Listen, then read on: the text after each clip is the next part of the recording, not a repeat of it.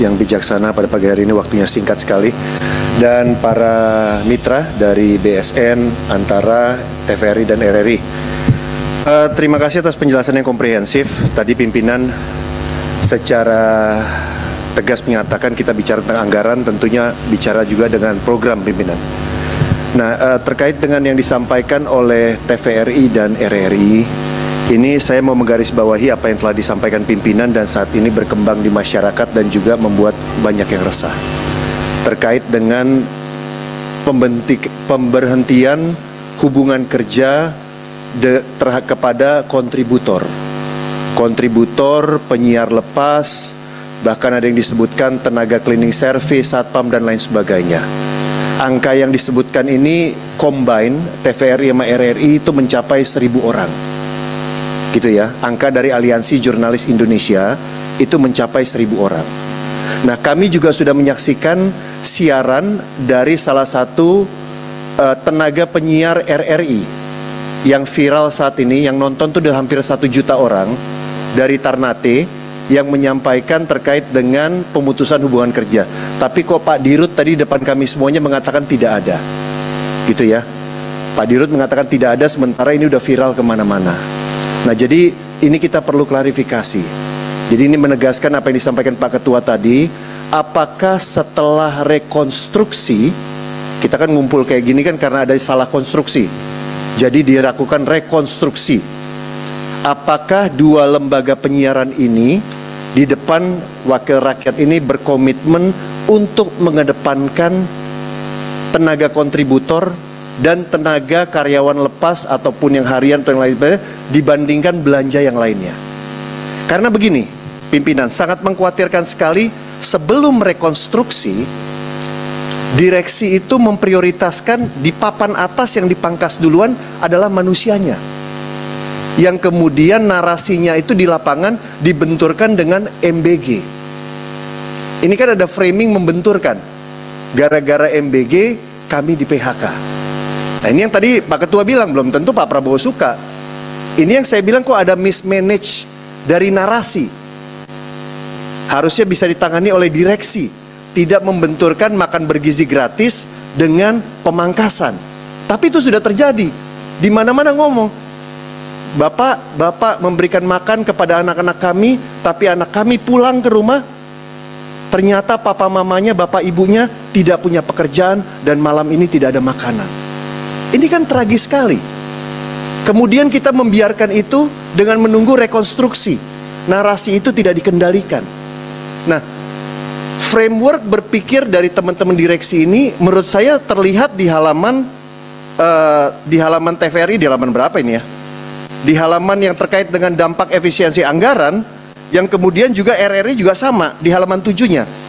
Kan kelihatan alurnya. Kalau ada apa-apa dengan anggaran kita, yang pertama kita potong siapa? Membayar honor kontributor daerah. Tidak bisa membayar narsum artis. Bukan yang nomor yang lainnya. Harusnya jangan di PHK atau diberhentikan manusianya dulu, Pak. Saya minta tolong ini. Karena kami semua punya konstituen, Pak. Kami punya warga. Kepedulian kami di DPR yang terbesar adalah kepada warga masyarakat. Bukan hanya sekedar program. Jadi kalau lihat dengan RRI juga sama. Langsung di top atasnya melakukan efisiensi terhadap pengisi acara, kontributor, tenaga outsourcing, dan lain sebagainya.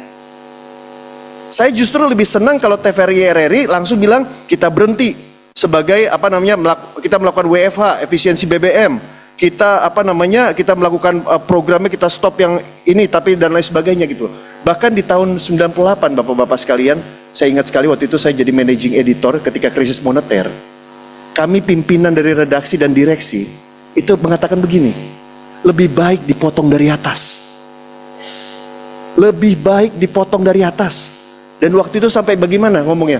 Kalau kertasnya mahal, kita ke lapangan aja teriak-teriak menyampaikan berita. Tapi jangan berhenti. Tapi pemotongan dari mana? Dari atas. Dari pemimpin redaksinya, wakil pemimpin redaksinya, redaktor pelaksananya, tentunya direksi udah kena semuanya. Dimulai dari atas pemotongannya. Saya rasa pimpinan setuju ya, kalau pemotongan dimulai dari atas ya, bukan dimulai dari bawah. yang tidak ada yang dipotong sama sekali. Kalau dari pimpinan pasti yang dipotong bisa banyak hal. Jangan-jangan udah bisa naik kendaraan umum, atau bisa menggunakan hal yang lain. Tapi kalau dipotongnya dari bawah, sudah berkekurangan.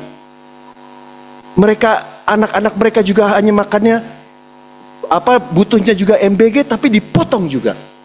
Nah, inilah saya pimpinan, ketika ada impres yang meminta beliau-beliau ini untuk meminta restu dari DPR tanggal 14 Februari nanti, saya minta izin sama pimpinan untuk menegaskan bahwa program prioritas dari 4 lembaga mitra kita ini adalah mengutamakan tidak mem-PHK karyawan dalam bentuk apapun.